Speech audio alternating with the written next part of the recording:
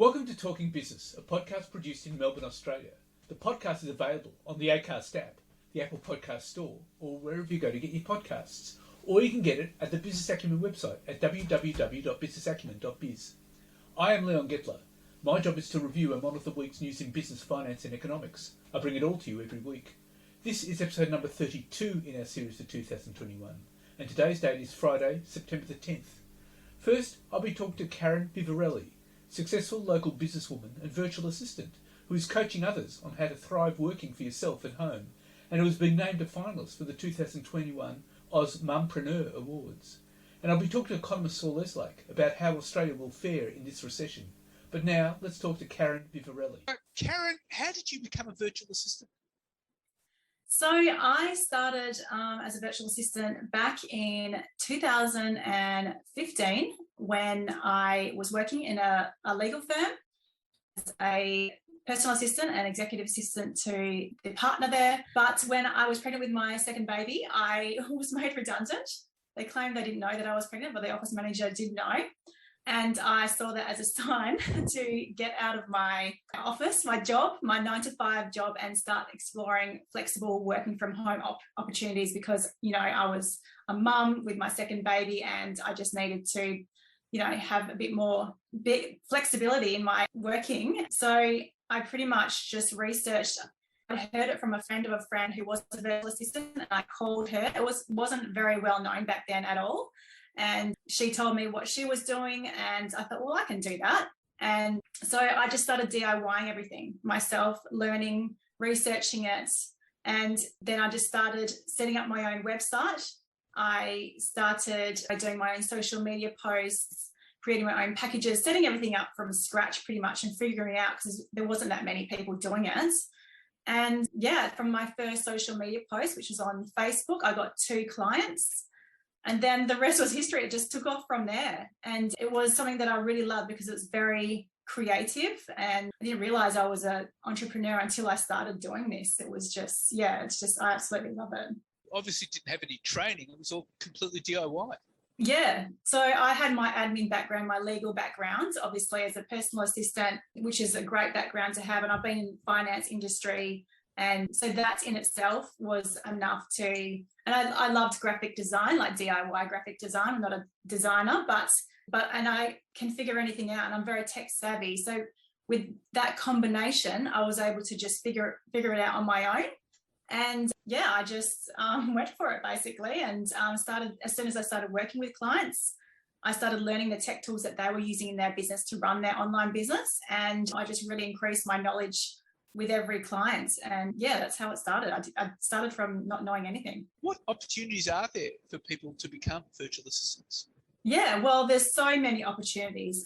For instance, we're just working from home, having the flexibility and freedom to work when you like, to be able to set your own hours. And for mums especially, they can work when their kids are at school or at daycare, or maybe it's only at night because they have their kids during the day. So there is that flexibility. They can choose where they want to work, whether that's from the comfort of their own home or a cafe or, the beach.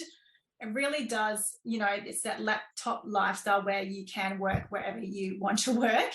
And you're a business owner, so you're a sole trader usually. So, and you're your own boss and you can work with anyone around the world. So you're not limited to where you live, obviously, because you're working virtually online with anyone who has a business, who runs a business that's online. So you can really choose what rate you want to charge, and you can increase your rates at any time, and you can take time off when it suits you. You don't have to ask your boss when you can take holidays, or, obviously you don't get paid for sick days, but you still have that flexibility to just work to fit around your own lifestyle. And the best one is, not having to commute to and from work, and, it's just having the opportunities to work with amazing businesses as well. So, anything from photographers or graphic designers, coaches, as well as any industry. You're not limited to your experience, because there's so many online businesses that need help with their admin and running their business. You can then decide, well, what is it that I personally love? Maybe it is photography, and you can help a photographer who needs to run their business online, like could be their website, their social media, their clients, and you can do that virtually. So, and the issue too is, with the pandemic, there's more scope for people to become virtual assistants now. Yeah, there would be more demand for virtual assistants because no one's going into an office anymore. That's right. It's really, everything's been flipped, and we now need to work from home. And this is the perfect opportunity to do that, virtual assistant. And virtual assistant is a broad term as well. It's not just admin. It's not just like a personal assistant or a secretary. It could be you're doing the social media aspect of someone's business and their email marketing and managing their website, podcasts. There's podcast VAs who specialize in launching and helping you create and publish your podcast. So, it's just whatever you do in your business, there's a VA to help you do that, and not any two VAs are the same in what they offer. So it's an incredible time now to become a virtual assistant and be able to work from home and not be limited by having to go into an office. It's really the way of the future. What's interesting is there's so much to learn. You're actually picking up skills in areas like, say, social media, in areas like marketing, like electronic direct mail, stuff like that. Yeah, there's so many skills, and the way to learn this now is through online learning and online courses like my virtual assistant Kickstarter course. And I've also got, there's people that specialize in helping you learn about email marketing or how to launch a podcast, how to launch a business like I do, and the tech tools that go along with running a business. I also have a course on that. And as well as social media, you can pick that up and learn that quite easily and decide, okay, I want to be a social media manager. I've done this course, and help other business owners who don't have the time for their social media and don't have the time to really learn what digital marketing strategies are. So your Kickstarter course does what? So it teaches women how to set up their online business, the foundations of their online business from scratch, so from nothing. So they decide, okay, I want to be a virtual assistant. And so I'm like, okay, well, first up, you need to set up your business properly, which is the financials, it's the website, it's your social media, so that clients can find you. It's how to onboard clients and find clients. And so it's a lot of strategy in there as well, and how to work with clients, as well as the skills that you need, and the tools, the tech tools that you need to work with clients. So it's really setting up their business foundations and teaching them how to become a virtual assistant all in one. It's an 8-week online course, together with group coaching calls and personal reviews with a small group of women. So it's a life-changing course, to be honest. Women have gone from being made redundant or losing their jobs in the pandemic, or having to change, and then they have started working online as a virtual assistant and replaced their usual income with money in their business, and they can then not be stressed about being home with the kids or having to get a job. It really is life-changing, this course. And your online tech tools course does what? Yeah, so that is essential tech tools that people need to know to run their business. And so it's like you can upskill yourself in all the things, the online tech tools. Such as what are the tech tools? So it's like Kajabi, which is a course and membership platform. It's also an email marketing platform all in one, and it's a podcast platform as well as ConvertKit, MailChimp, which are the email marketing platforms. We've got, how to get organized.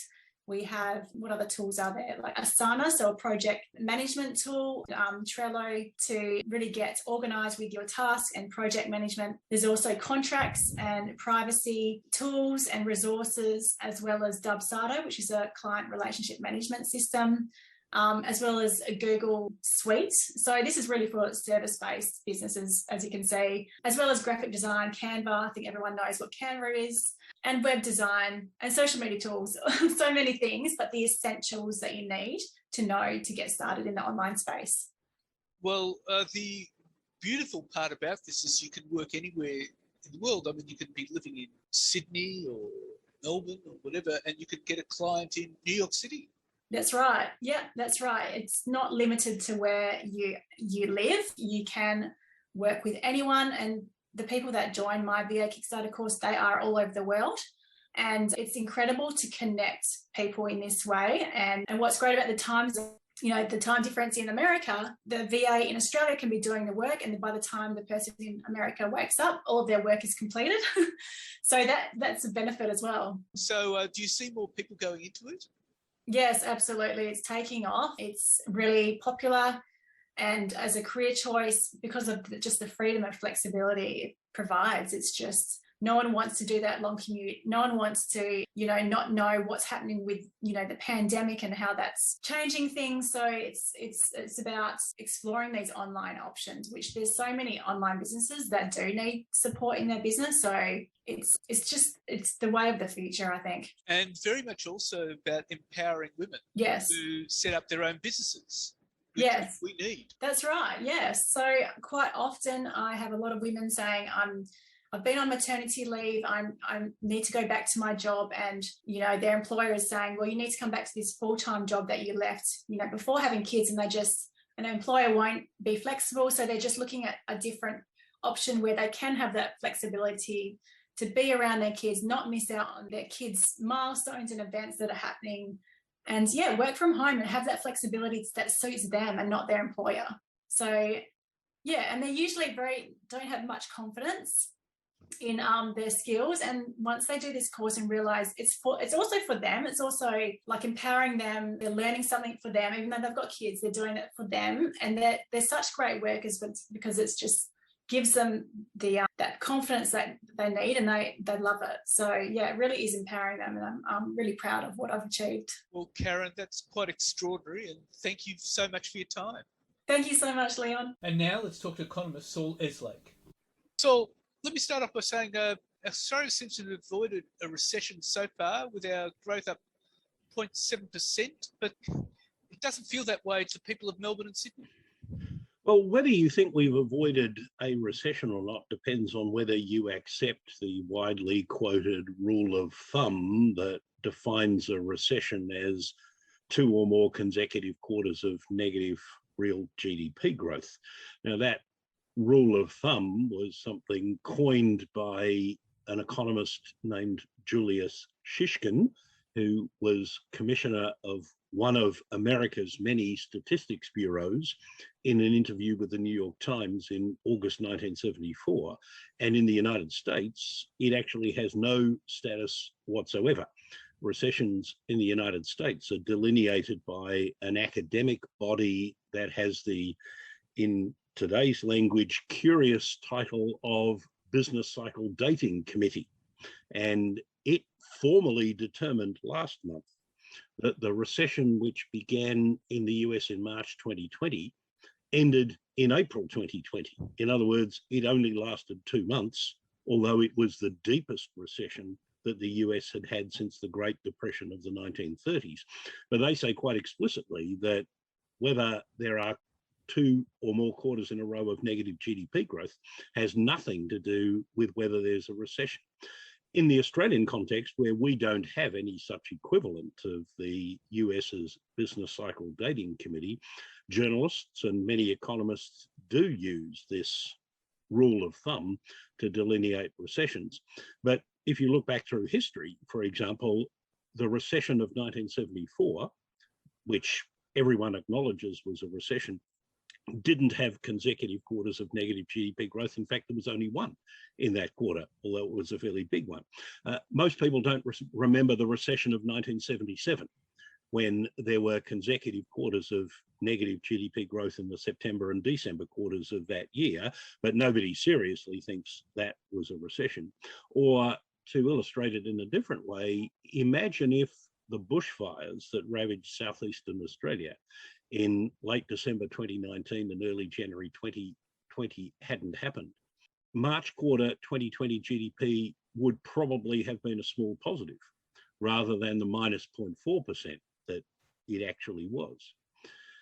If the bushfires not having happened, we then had a contraction of real GDP of 7% in the June quarter, which we did as a result of the nationwide lockdowns.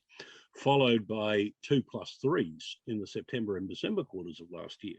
Would anyone seriously have said that last year wasn't a recession because there was only 1 quarter of negative growth, even though that 1 quarter of negative growth was larger than the sum of the 2 recessions in the early 1980s and early 90s. In other words, it's just a silly and lazy rule. I think a better one is if the unemployment rate rises by 1.5 percentage points or more in 12 months or less, that's something that has much more meaning to ordinary people who understandably probably wouldn't recognize a quarter of negative real GDP growth if they fell over it in the street. And it's one that accurately picks out every period that really was a recession in the last 60 years without giving any false signals, as the rule of thumb about consecutive quarters of negative GDP growth does. Now, in the current context, you do have to be careful using the unemployment rate because the unemployment rate has been affected by the support that governments are giving to people displaced by the pandemic. There are, as of July, almost 400,000 people in Australia, mainly in New South Wales and Victoria, who were officially counted as employed even though they didn't work any hours. In the US and Canada, most of those people would be classified as unemployed, but here in Australia, we call them employed.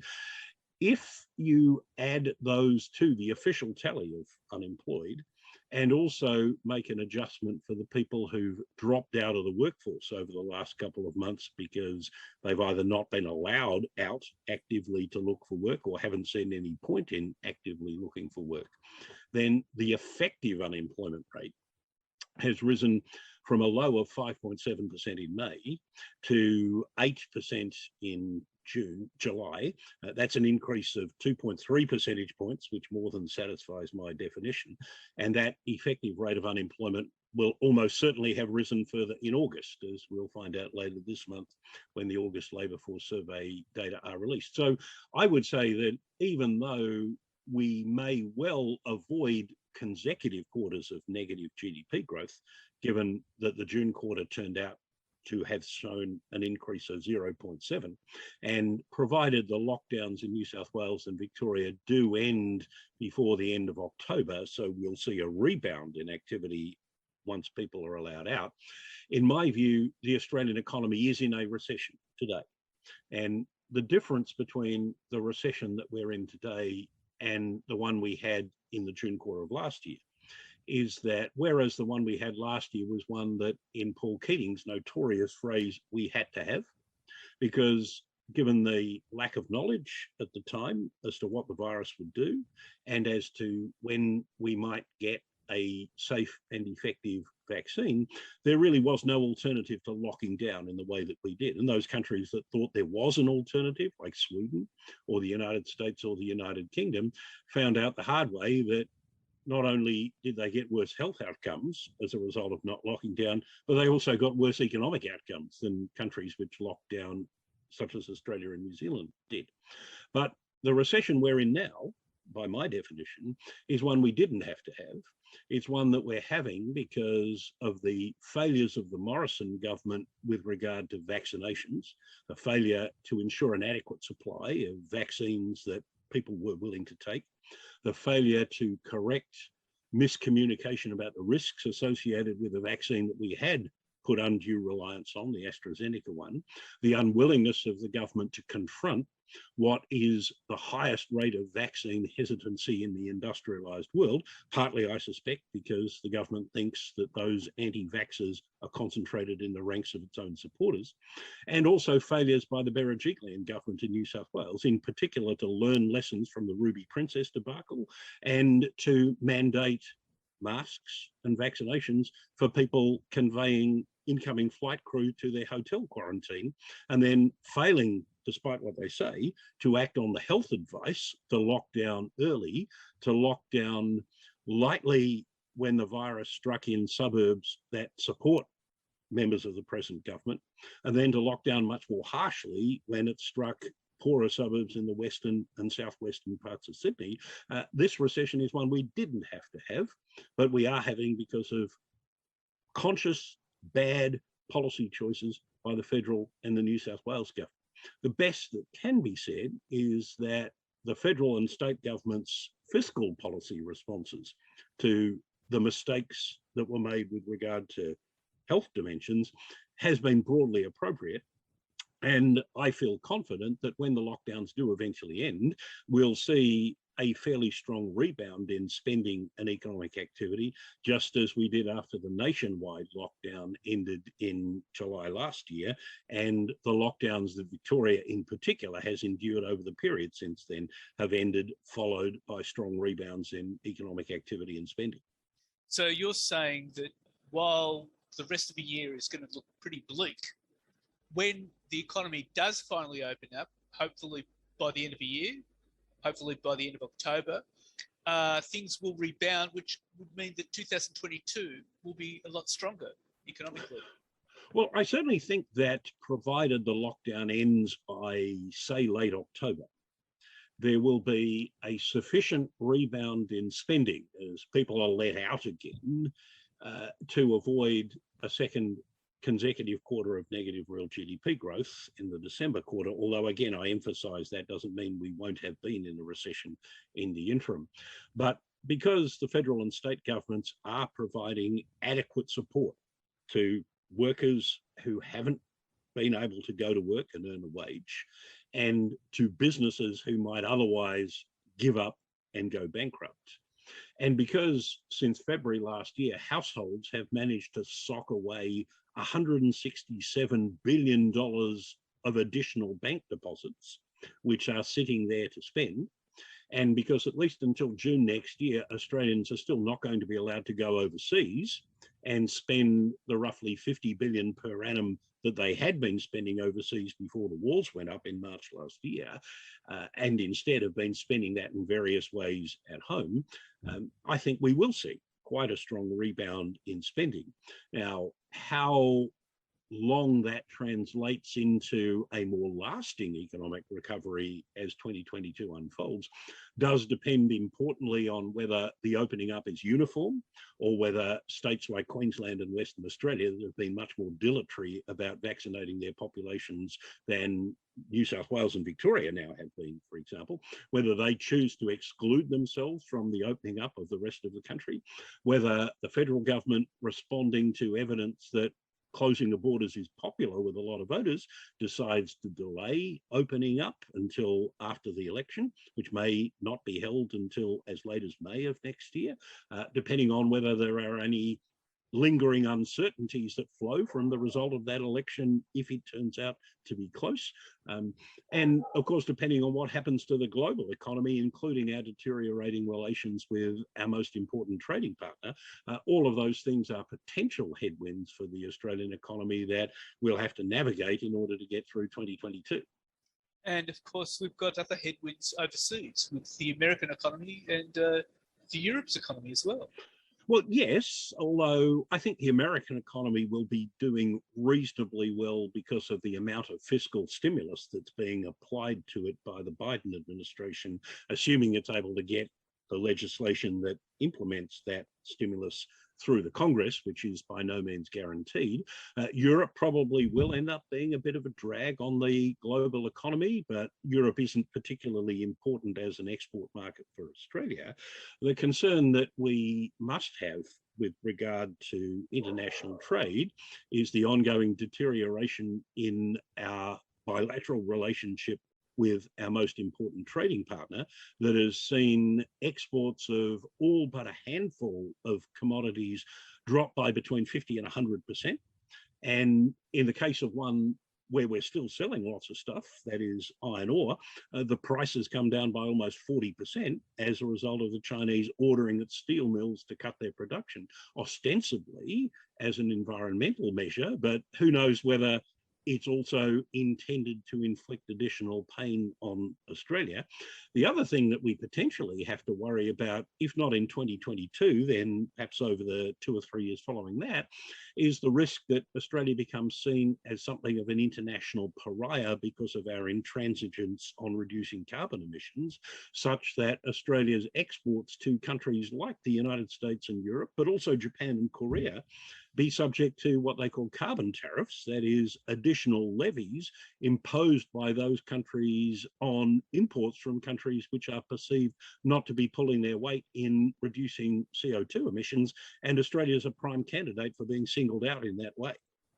So we are by no means certain that 2022 will look up. Well, I think we will see positive growth. I'm not worried that we'll see a third recession at this stage in 2022, unless, for example, there is another uncontrolled outbreak of the virus that forces governments to lock down again, notwithstanding the fact that hopefully more than 80% of us will have been vaccinated. But rather, I think that by contrast with the last 12 months, when Australia has had one of the best performing economies of the advanced world. We are, along with New Zealand, one of very few economies where both the level of economic activity and the level of employment is higher than it was prior to the onset of the pandemic. I think by the time we get to this time next year, our performance relative to that of our peer group won't look as good as it does at the moment. Right, and all up, you would say that the formal definitions of recessions are meaningless and useless in a pandemic.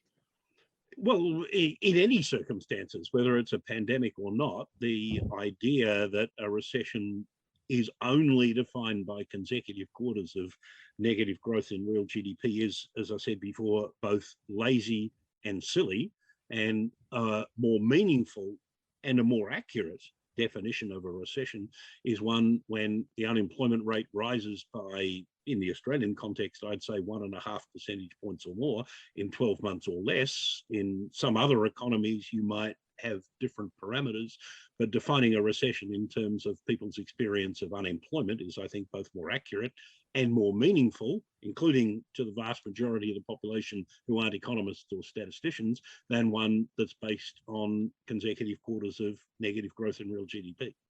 Well, Saul Eslake, those are sobering thoughts, and thank you very much for your time. You're more than welcome, Leon. Thank you.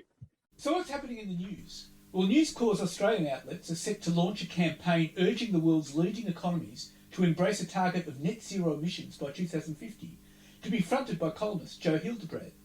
Far from being a shift from the company's traditional opposition to climate action, this campaign is further proof that Rupert Murdoch's empire is not really committed to the change.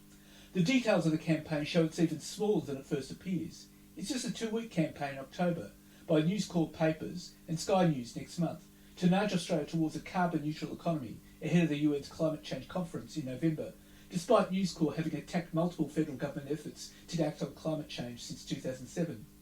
The Australian will be excluded from the campaign, and dissenting voices, a euphemism for the staunchest climate change denialists who inhabit many of its top perches, will be expected to reframe their arguments. The story, which appeared in the Sydney Morning Herald on Monday, was timed to come out on the morning of News Corp's appearance in front of a Senate committee. And consumer confidence dropped 1.8% last week, as COVID-19 caseloads remained elevated in New South Wales and Victoria, according to the ANZ Roy Morgan survey.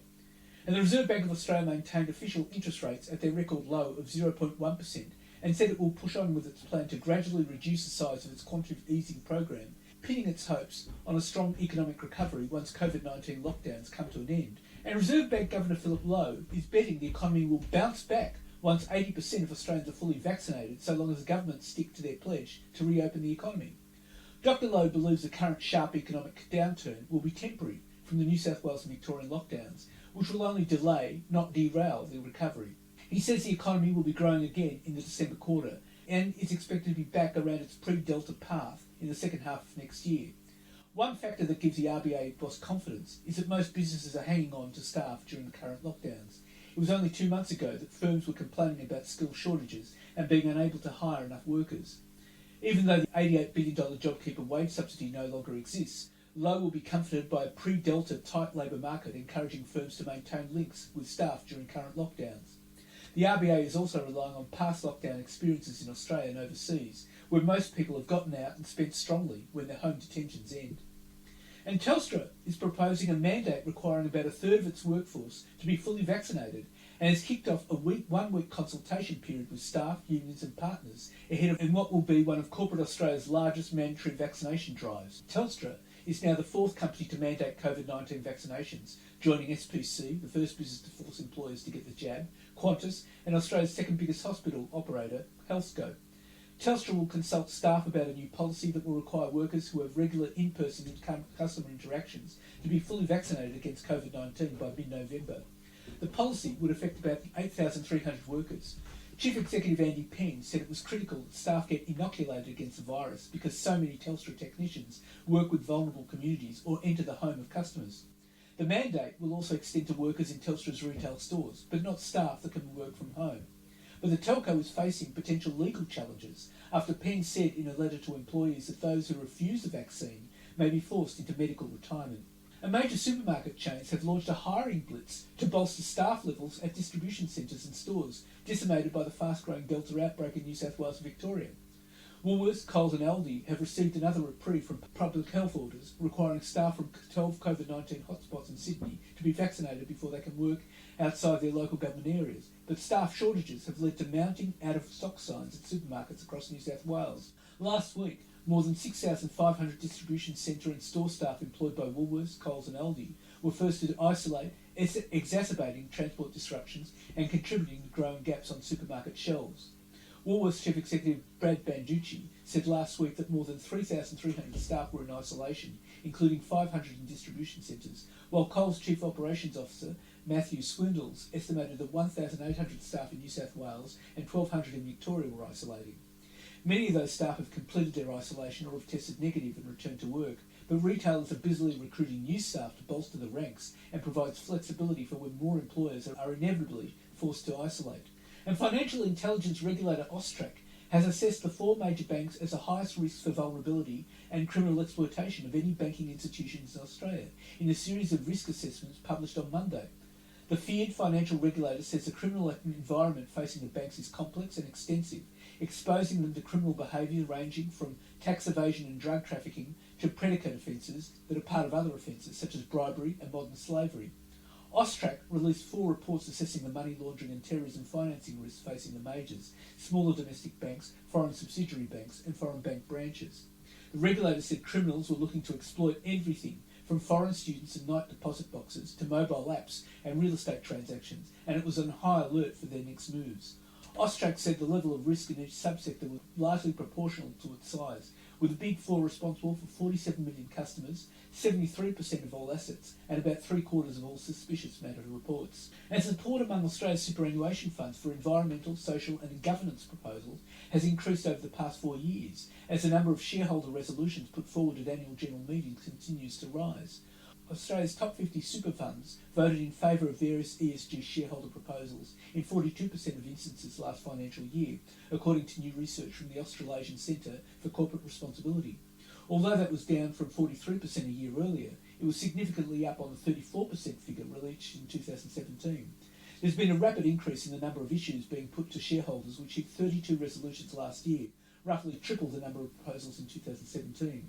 While the overall rate of support for ESG resolutions held largely steady over the past 12 months, there was an underlying rise in the number of resolutions being supported by union and employee-backed industry funds over that period. Just a handful of funds were responsible for this push: Vic Super, CEPAS, Macquarie, UniSuper, Qantas Super, Care Super, Energy Super and Australian Super. However, public sector funds remain mostly likely to vote in favour of ESG proposals, while corporate funds were the least supportive. The funds most supportive of ESG proposals over the past 4 years were Local Government Super, supporting 76% of the proposals, HESTA, 65%, CEBAS, 63%, Macquarie, 62%, NGS Super, 58%, Mercer, 54%, and Qantas Super, 50%. Country's biggest fund, Australian Super, voted in favour of ESG proposals 51% of the time. And climate change has been branded the biggest challenge of our times, and for chief executives, articulating exactly what they're doing about it is just as challenging, according to a new survey. ESG, or environmental, social and governance issues, are dominating most of the headspace of corporate leaders, according to KPMG's latest global survey of CEOs.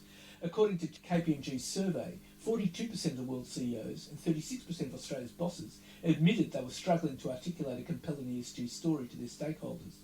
As investors nip at their heels, 70% of Australian CEOs said they're facing greater demand for ESG reporting and transparency. The KPMG survey of 1,300 CEOs across 12 countries found 84% of Australian chief executives and 75% of their global counterparts saying the UN Climate Change Conference in November must inject necessary urgency into the climate debate, underscoring that demand to demonstrate green credentials.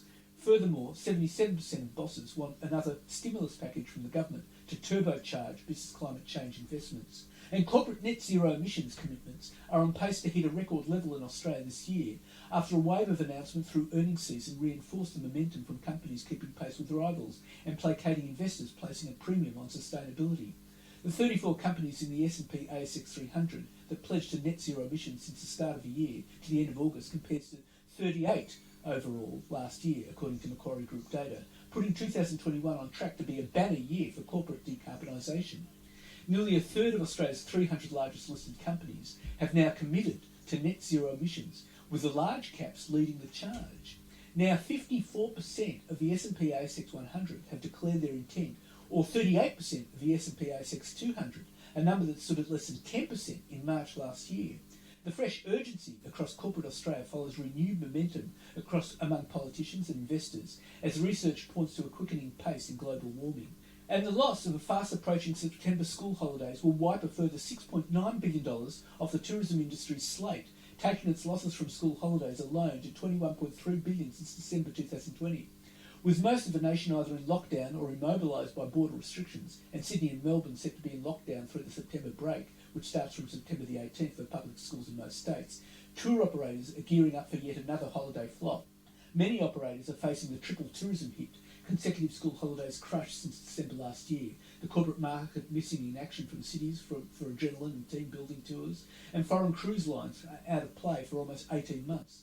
Financial modelling commissioned by the Tourism and Transport Forum from Stafford Strategy shows the September holidays normally generate $7.7 billion over the 14-day period.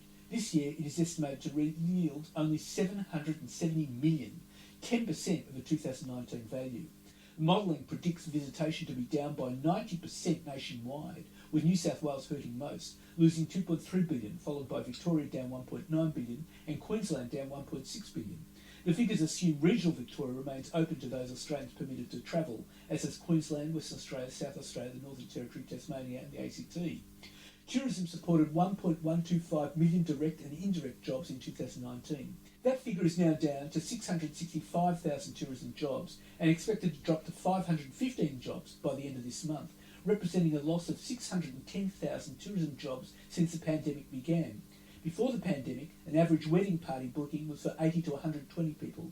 Now it's from 50 to 70 guests. And consumers have been warned to brace for the highest food and grocery price increases in more than 10 years, as suppliers seek to recoup higher costs for commodities, packaging and freight.